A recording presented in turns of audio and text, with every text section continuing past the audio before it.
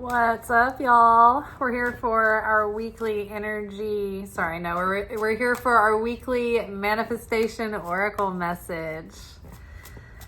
Taking a look at the week ahead to see how we should direct our energy and focus and our intentions and what it will best serve us in relation to our goals.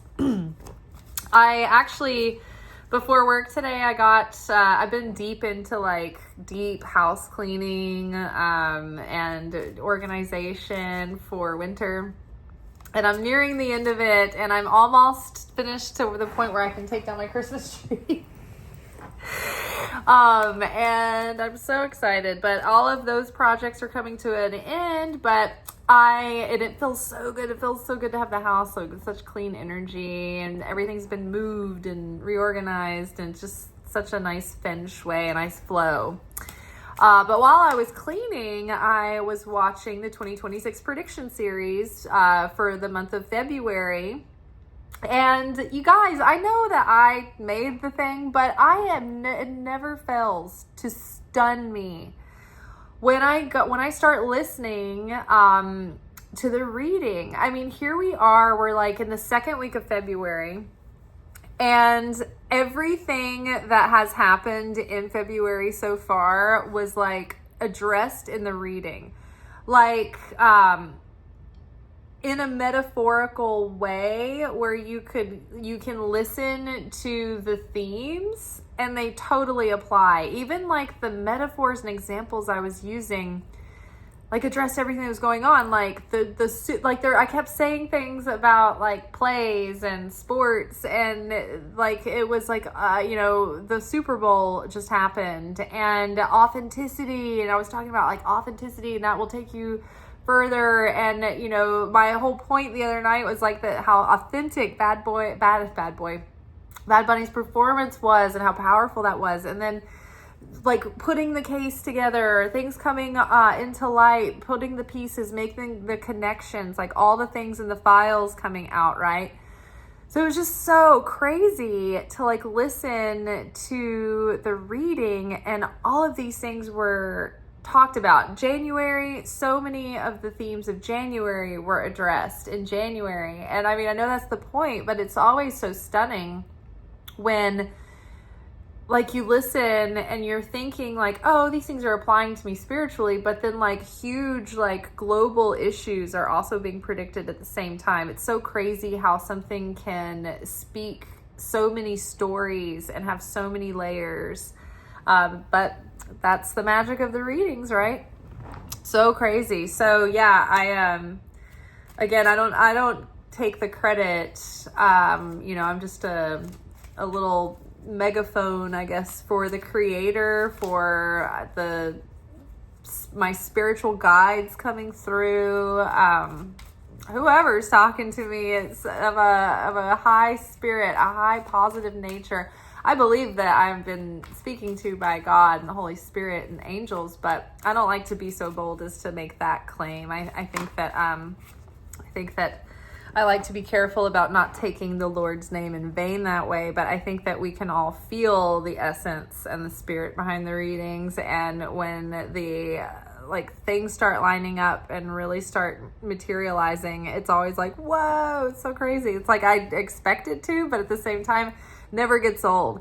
And I always say that's why witches are always depicted laughing. And I don't know if anybody knows why that they always depict witches laughing, but if you're a witch and you witness magic, then because you find yourself cackling everywhere at seemingly nothing. If somebody were to look at you and walk by, as a magical person, as a magically inclined person, you might be seeing all of these synchronicities and things playing out, and no one else sees what's happening, but you're oh my God, People are what the ravings of a lunatic over here. Okay, so our first card out, Dreamwalker. I love this, especially in Pisces season. Dreams, the collective good, and illusions. So the moment Neptune went into Aries, it's my dreams. I'm having dreams every night. If I was having dreams every night, I wasn't able to necessarily remember my dreams every night. Sometimes my dreams are super vivid, and sometimes I just sleep like a rock and wake up and I'm oh, night went by. But lately I have woken up with like the images, you know, how they kind of dissipate as you're waking. Like, I know I've been dreaming. Also, the fact that like when Neptune was in Pisces, there was all of this illusion and fantasy, right? On an individual level, I can tell the difference between me and my dreamier, naive self, you know, maybe like in a fantasy world, or just suffering under naivete, or like keeping things in the state of potential, but not like bringing things into fruition in a serious, like focused, like material, like hit the ground running kind of fashion. But when Neptune moved into Aries, it was like all the illusion was gone. The veil was pulled back. There was so much clarity. There was so much like clarity around what's important, what I value, what I want to do. And so even like looking at the grand scale, the cover up that has been going on for decades and decades, the illusions that were woven, the lies, right? The things going on in the shadows, they're all coming out into the open. And it's so crazy how we've been demanding to see the truth and for things to be revealed for months and months and months. And it's like Neptune moves into Aries and it's like, okay, here's 3 million files, right? Like, crazy how quick that can shift. So I do think that now we are having a lot of support around taking our dreams and the things that we envision and then actually bringing them into fruition, taking action, not leaving them in a state of dream or potential, but being able to manifest the things that we've been working towards, like having fruitful results. So dreams, the collective good, and illusions.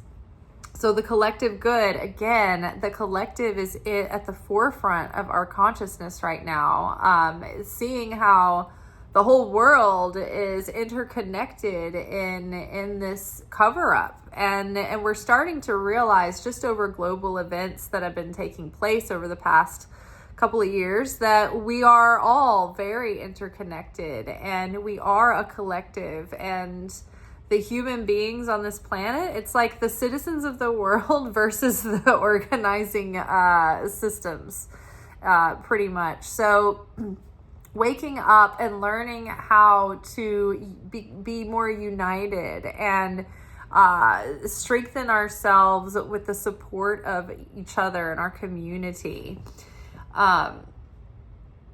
But yeah, definitely illusions are like the clouds are parting, and yes, in the grand scale, all of these things are being revealed that have been in the shadows and covered up. But on an individual level, I feel like how this is coming into form is like giving us so much clarity and the ability to take action without procrastination, be able to plan and research without getting lost in like rumination, obsession, and indecision, or an overwhelm. Like, it just feels like so much easier to just take action.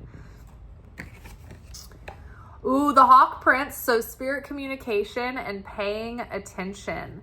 So again, like following your spiritual guidance. Like yesterday we talked about the fact that your authenticity is in its own way leading and guiding you. That's like your higher self, your spirit moving through when you follow that like authentic desire to go in this direction or that direction, or you feel like this courageous call to do this thing or that thing, you know, or something really resonates with you versus it really doesn't.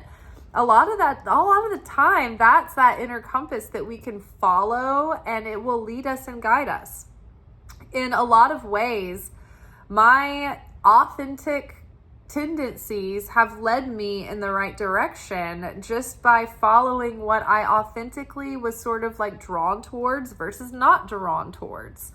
The fact that like, yes, like over the weekend, I don't know anything about sports. I don't care about sports. They don't mean anything to me, but I was excited about watching the halftime show.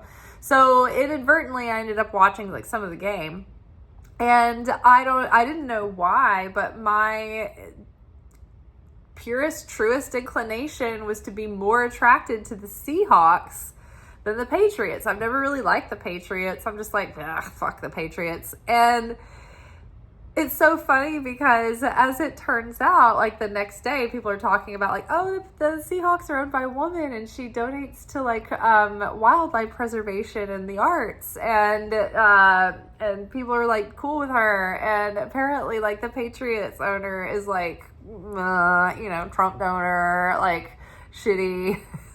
like yes, just my inclination of being true to that impulse inside, So don't discount the spiritual guidance that's coming through you and to you all the time that you may dismiss, that you may not, think really means anything because you're like, oh, this is just maybe my own impulse. Well, we need to be discerning, but sometimes our impulses are telling us, giving us messages. So don't discount them. Pay attention. So paying attention to spiritual communication and then actually heeding that advice, heeding the warnings, following through.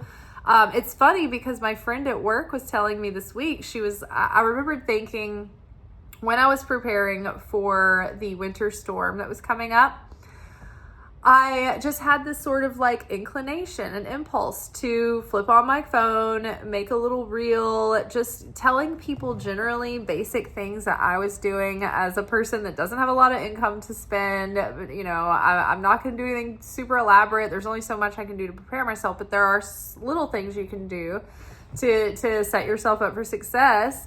And I was thinking about some of my friends at work that may or may not have been really taking the warnings seriously, or they may or may not be handy or outdoorsy or survival oriented. So I made the videos with them in mind. And literally the specific person that I was most concerned about, like when I went back to work, she was like, Liz, oh my God, your videos actually saved me and my friend. We heeded your warnings, but only because we were watching your videos and we decided, maybe she's onto something.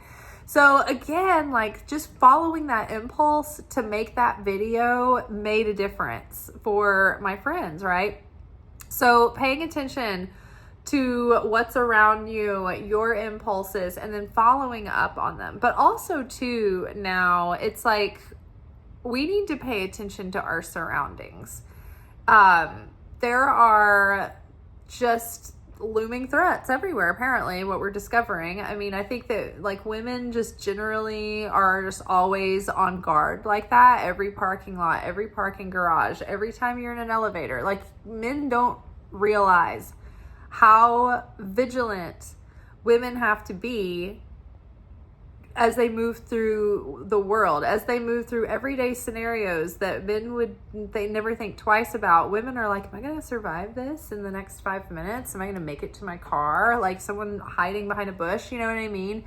Just today on the way to work, there were like all these police cars like circled around a vape shop.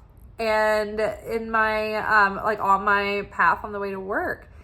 And it's probably a robbery because there's been a string of vape shop robberies going on recently, but it just makes you think, like we go through our day and any time we could cross paths with a situation that we don't want to get caught up in. Now, honestly, the shop getting robbed, like I don't want them to get robbed, but that was almost less scary and like a relief compared to thinking that immigration had shown up to like fuck with some like Middle Eastern people that owned a shop. I was more worried about that, right? So like just being aware of your surroundings and being like an active player, like online, I'm awake, I know what's around me, I'm watching my surroundings, even just paying attention. I remember a couple of years ago, there were stories that came out about like weird things that people would do to mark someone's car if they were being cased, right? Like paying attention to inconsistencies like that and, making a note of them. But like listening to that inner guidance, but always being very aware of your surroundings. Okay.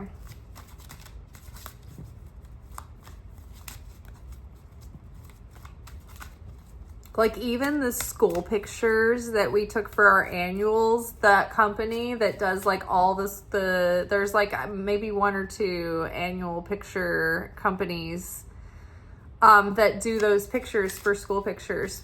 They were involved in the Epstein files. This was basically a catalog to send off to their weirdos of like, here's a catalog of these kids in this area.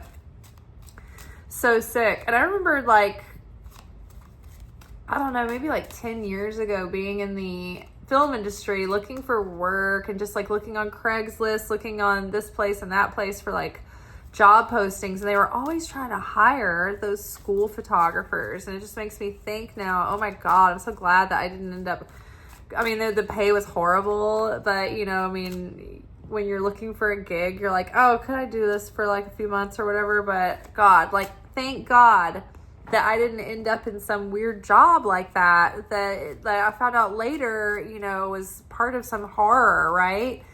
And I mean, so many times in my life, and that's what I'm saying with the hawk prints and with that paying attention and spirit communication, so many times over my career in my life, I was protected from situations that I wouldn't have wanted to be involved in. And just paying attention, knowing that like sometimes a diversion is being redirected in the right direction. Not to second guess that always. Like there was a gig that one time fell through. I was supposed to go work on the show and they'd come to town. We worked with them here in a rural area outside of Nashville. And then they were going to film another episode out in Knoxville. And they were planning on having me join their crew for that leg of the run. And it was going to be, a few weeks down the road.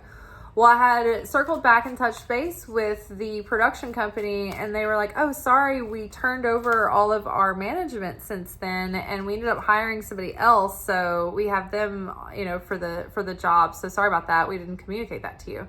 Well, I ended up working with the person who worked on that show right after that, and as it turns out, that shoot was such a nightmare that literally they were filming in an abandoned prison. It was like for one of those ghost hunting shows. It's the one with Kesha. And they had a nest of snakes fall through a ceiling tile that collapsed. And like the ceiling like rained down a freaking nest of snakes. Like, I don't know if I would have recovered from that trauma, but that I did not have to live through. And it's funny too, because when I was given the news that I'd been replaced, like I just accepted it. I was like, okay, it must be meant to be, like something like, God, rejection is God's protection so many times. And I learned that, like, never not trust that in production. Rejection is God's protection. I was just like, thank you, God, that I didn't push like for a spot on that crew. But again, trust your guidance. Trust those feelings inside when you get a certain pit in your gut, or an inclination to go this way or that, or to avoid this way or that. Like learn to really discern that voice. The spiral dancer, circuitous route, perception. So this is like dancing through cycles, right? Sometimes we circle back to something to see our progress. Sometimes we see cycles and we're able to identify, okay, this is a cycle, this is coming around, this is coming to fruition, this is coming to completion. this is a cycle that needs to be broken, right? So we see right now we're in a moment where we're beginning new cycles, and we are witnessing the last bits of the old cycles that really need to be closed out, destroyed, some of them, come to completion, cleaned up, completed, finished. The cycle of darkness that has been going on in this country in so many ways, expressed in so many evil manifestations. I think that we are seeing how all of these things are so integrated, all of the hate and abuse and evil, it's all related. And so we are, as a human family and community, not really wanting to bring these cycles in with us into this new timeline, into the next leg of our story, of the next chapter of the human story. Not at all. And so we're working right now on breaking those cycles. The year of the snake, we think about the snake that eats its tail, right? What is the name of the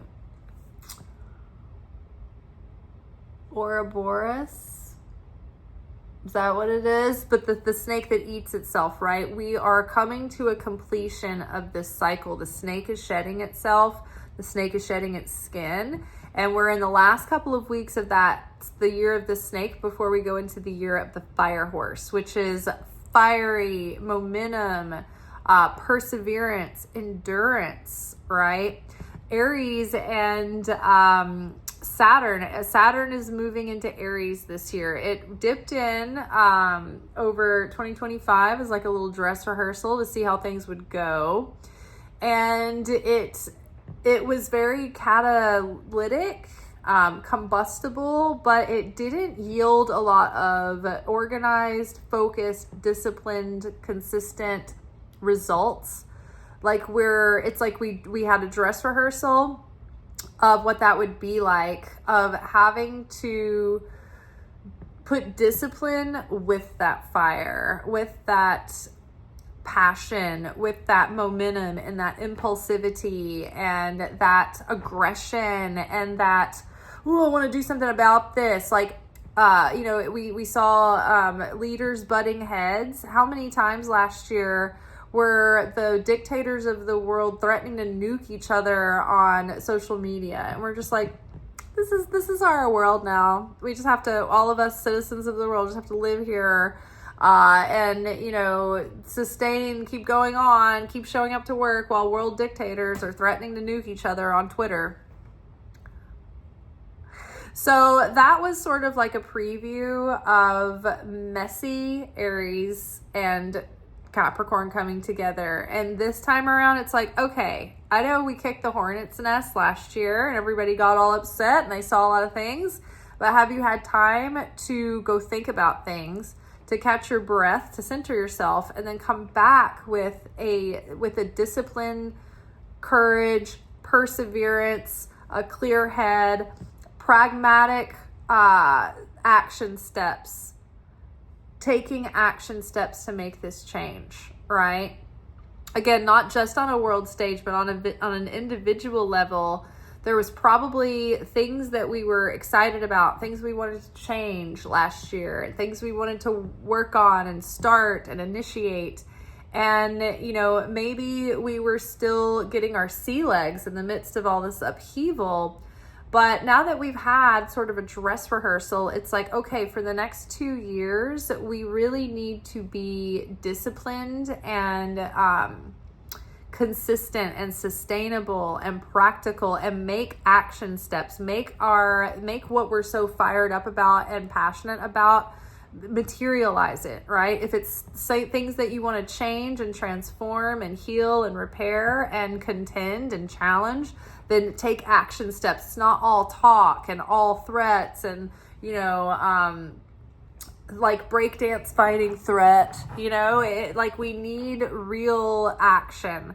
There was a lot of performativeness, right? Gavin Newsom, perfect example. Gavin Newsom is like, you can tell he thinks he's really great and he's wanting to sort of like dazzle us with his staff that knows how to write for him. And he's thinking, oh, because he had one, strategic play that he used, it's like, oh, well, I'm, obviously the choice for Democratic, president. It's like, no, you're a performative politician. You're using your moment. You're showing up. You're being, what is it called? Like an opportunist. But he's not the kind of same fighter that has the sort of integrity, momentum, and discipline, say, as someone like Zoran Mamdani, which is like going in, feet on the ground, getting out into the neighborhoods, out with the people, getting his own hands dirty, addressing the problems in the city, and then actually putting plans into place and then executing those plans. Like, he's really doing a lot already in New York. He's a huge job ahead of him. He was given, I think, billions of dollars of debt or hundreds of millions of dollars of debt to deal with. But I'm sure that if anybody can handle cleaning up a shitty mess, I believe in him. I'm very confident in him. He has discipline. He has the that Saturnian, Capricornian practicality where he puts his money where his mouth is. But he's also,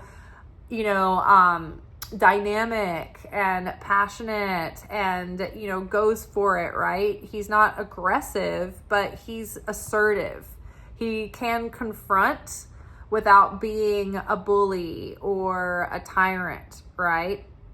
Or throwing a fit like the baby that Aries is. Whereas, like, if you look like at a Gavin Newsom, would you trust him to really follow through, when things got tough? Because when he had to sit down with an interview with somebody recently, they were like, I don't know, just pushing back a little bit on like his stance on something. He was like, like he's a flip-flop, he's got a weak backbone, he's a slick dude with some mousse in his hair, and that's about what he's got going for him. The best thing he's got going for him is his staff.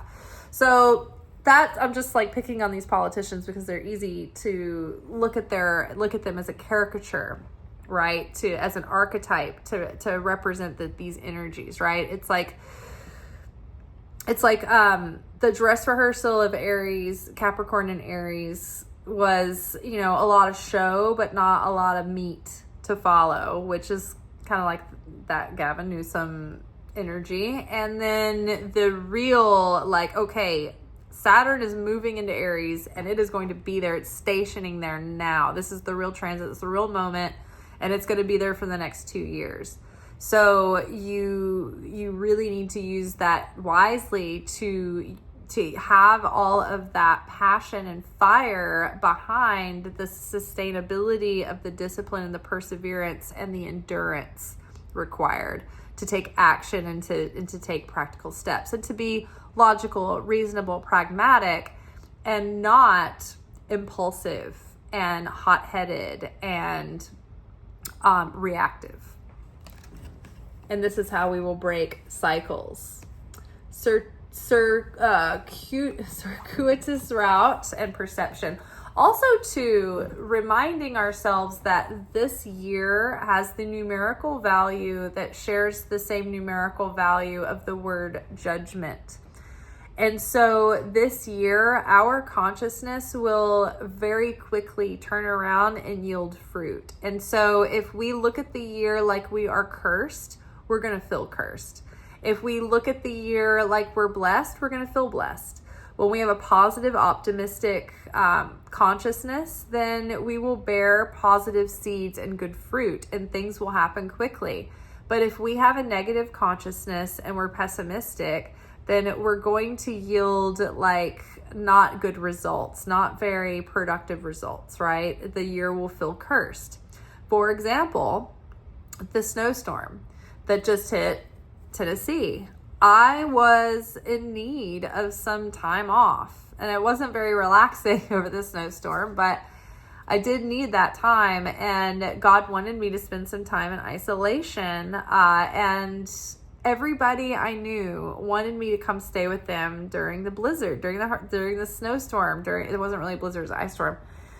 And I just kept saying, like, I need the time to decompress. Like, I'll be fine here. I'm going to have the same situation as everybody else. So I might as well be in my own space, comfortable. And I'm so glad that I did, because to me, that ice storm felt like a blessing that I needed in a way. It was inconvenient. And after a while, it was like, really a hassle. But overall, I didn't experience that natural disaster as a curse. I just saw it as an opportunity to have some days off that I didn't have to feel personally responsible for or guilty about. No, I'm not going to say that this wasn't like a destructive storm, and it wasn't difficult for a lot of people, and it didn't do, but I'm just saying, in my own personal experience, I just approached it with a different perspective, and then I had a different experience. I had a pretty pleasant experience with the storm. There were other people that I knew that were, pretty much in the same boat, but they had a different perspective of the storm, a much more, like catastrophic perception of it, and they didn't enjoy it as much, or they were anxious throughout. So that is just a very simple example of multiple people going through the same situation and maybe having similar variables and similar circumstances. However, their perception completely paints what kind of experience they actually have, right?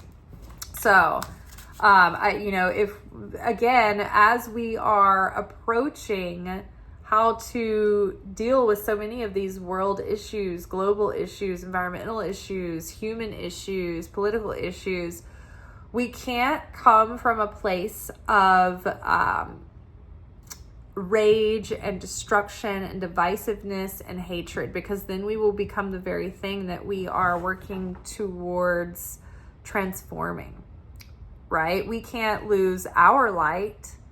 We have to be the light keepers, the light sharers, the light workers. And so we have to protect our love and our joy and our goodness and our sweetness inside. And so, the way that we approach these things, we have to stay, like, for instance, when you're looking at something as horrendous as these files coming out, there's no words to describe the level of depravity and evil that even I have just witnessed in the coverage so far, let alone all the people that are, survivors. They promise this is just the tip of the iceberg. We haven't even seen anything yet. And so when we are addressing how to resolve, it's not like we're doing it as people, but we have to, like, the public pressure makes a difference. And so as a collective, going at this from an enraged mob mentality, although instinctually we are like thinking, like, shouldn't we be raging like a mob right now? If we're solely focused on making the evil people suffer, I don't think that we will be as powerful or effective as if we keep our intention and the seeds planted on helping the survivors, helping the victims of these things. And that could mean taking the same action, but with the mentality and focus on, this is for the reparations for the survivors. This is to give them justice. This is to help them feel safe and return to wholeness again, versus we want to make them pay, and all of that. It's not that that's not true. It's just that we can take the same action steps to hold accountable and implement the strictest justice. However, it has to be focused on, because we care about the victims and the survivors, not because we hate, and we want to punish, make suffer, which is very easy to get totally into that darkness, answering darkness with darkness. But even if it's, like I said, the same action, prosecute and deliver justice, regardless, it's like the seed level is going to be more fruitful and successful if we keep our heart and focus on what can we do to help the survivors? What can we do to support the survivors? Right? We can prosecute and implement the law because we want to help the survivors. Does that make sense? Like, I know that I don't know a lot about Mother Teresa. I just saw her at first glance my whole life and thought of her as a nun that did all this charity work. But some people suggest that Mother Teresa was actually a bad character. I don't know. But I do know this. One thing that I found very poignant that she made it a practice of, and I think this is a very, like, based on mystical truth, is that Mother Teresa would never go to an anti-war rally, but she would go to a peace rally. Because whether or not you're on the side of evil or side of good, energy works the way energy works. And so evil people understand energy too.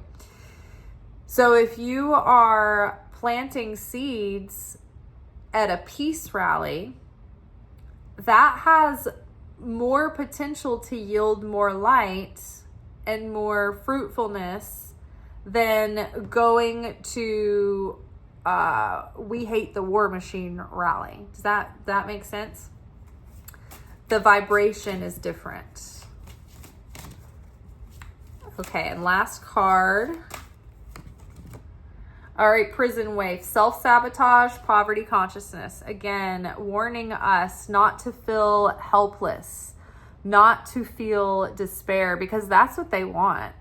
When we feel helpless and in despair, not only does that disempower us or make us feel disempowered, but it's feeding their demons, their little demon gigapets that they have been literally feeding in all of these ways that sound like National Enquirer in the tabloids, right? It sounds crazy, but these are real things, right? So we have to be mindful of our energy and our reactive responses, and the fact that our highs and lows and our emotional intensity is feeding their poltergeist, right? So they want the people of the world to feel disenfranchised and disempowered and hopeless and helpless. They're releasing these files in such a way that is it's a psychological warfare. Like somebody was bringing up in something that I was watching about how they were like a legal professional. They were an attorney or something. They were talking about how the way that they're dropping these files is an act of psychological warfare, because they were like, when we present this kind of evidence in a court of law, we have to prepare people like with context and really prepare them mentally and emotionally before they're shown these things, before they're just like all of this horrible imagery is just dropped on people, and the weight of the psychology behind, like, okay, the moral weight of what these people have just taken in. So we have to be constantly vigilant of our energy and our emotion, and being really guarding that and having boundaries around that, and having awareness and self awareness and self like a level of self mastery around this right now. Because what they want is for us to just be sensitized, to be totally overwhelmed, to be completely crushed, and that's not really what's happening. And so now they're going into like desperate acts of like, doing anything they can to divert the attention, to try to gaslight people, the last people remaining that they can like lie to and get to believe.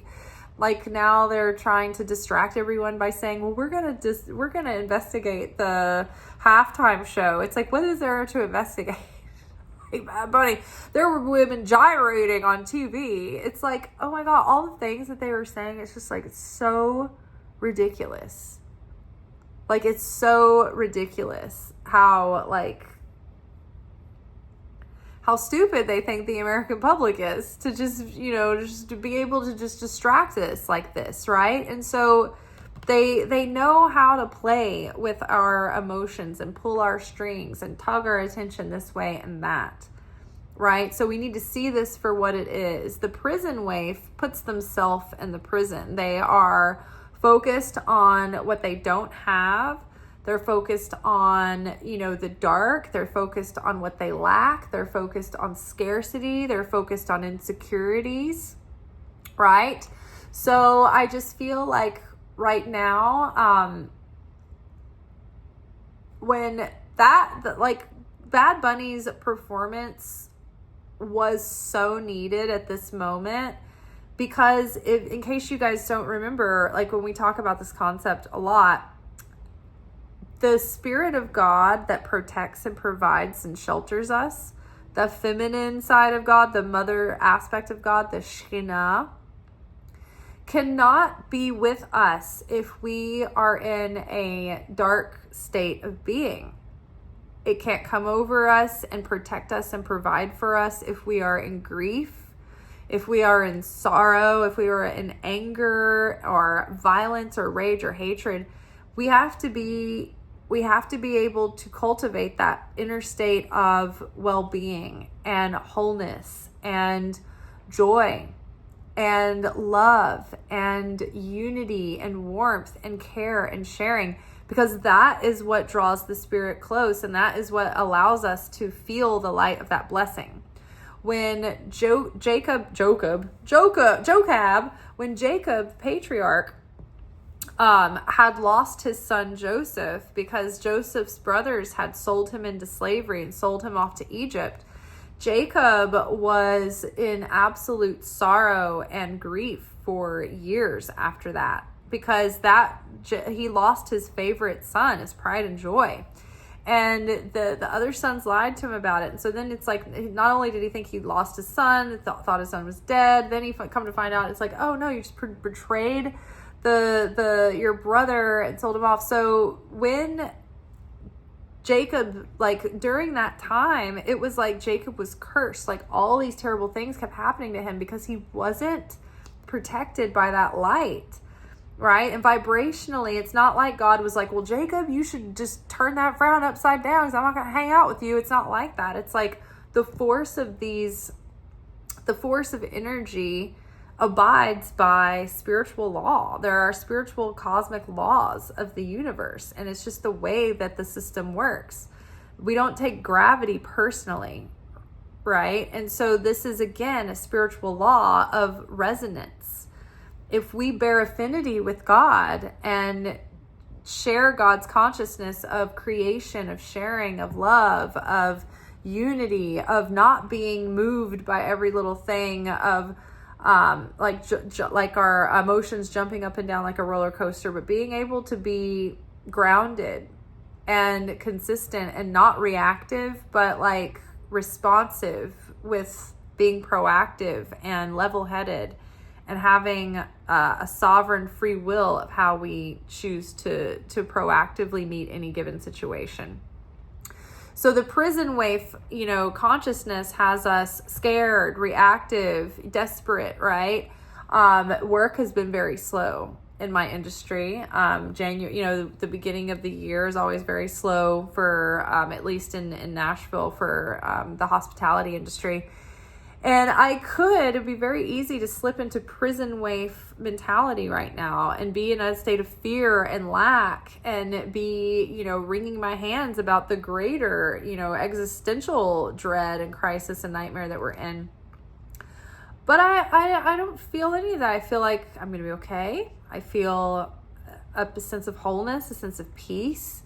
And I think because of that, I haven't experienced one bad thing happening after another, whereas there have been times in my life, seasons and extended periods of time and years on end, before I was awakened, before I realized that my energy kept me in a perpetual state of chaos, because it was like, oh, I'd be worked up about this thing or that thing, and then there would be like little domino effects happening. Little mess keeps me from like getting out the door on time, and then another thing happens. I knock that thing over, and then I'm late for work, and then I get in trouble, and then like a bad tables. And this used to be my experience, and I would be like, just like everything would be adding up, and I would be so infuriated, but then things would just start getting worse and worse and worse, and the chaos would just grow.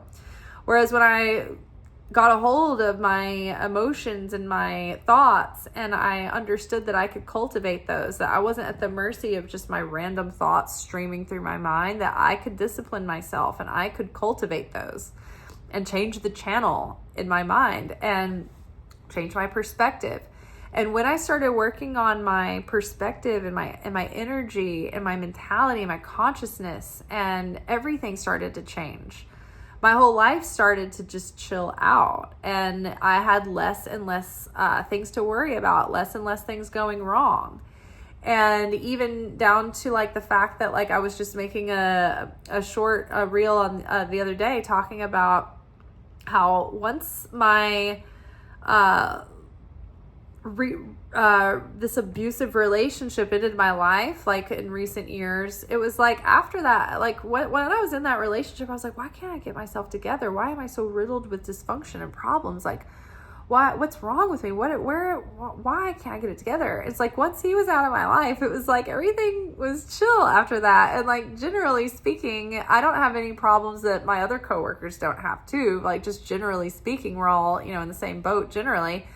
But like I wasn't like, none of that chaos, none of that, those crises kept popping up, none of those weird problems, like even down to like randomly having like lemon cars that would always betray me and turn against me and turn into this big thing. Like I everything in my life has just become more easeful, right? And I feel like I've been let out of that prison, right? Of the prison wave. The prison of that state of mind that keeps you in that anxiety and that fear constantly. And right now it's hard not to be in a state of constant fear, constant anxiety. As a woman, I am on edge right now looking at everyone that crosses my path. Like, who are you? Are you an undercover person trying to hurt people that I care about? Or are you a pervert trying to hurt me or people that I care about? Are you them? Are you with them? Like, which them? Are they all of them related? Like, as a woman, it feels very terrifying right now. And it would be so easy to become a shut-in that doesn't go anywhere and do anything, and never goes on a walk or a run again, and just lives a very tiny small life because of the very real threats of monsters lurking in the shadows and even coming out of the shadows everywhere we go now, right? But we can't let that fear destroy our life. That fear is there trying to destroy our life. And it will keep us in a prison of our own making if we let it. All too easy to let that happen. So we do what we can to stay aware of our surroundings. We do what we can to keep an honest and open heart and ear on our spiritual guidance that's coming through, and our instincts and our gut when it's talking to us. And we then give our all to everything that we can, everything that we put our hands to, we put our heart in that too. We try to do it from a seed level of love and creation and goodness and beauty and sharing.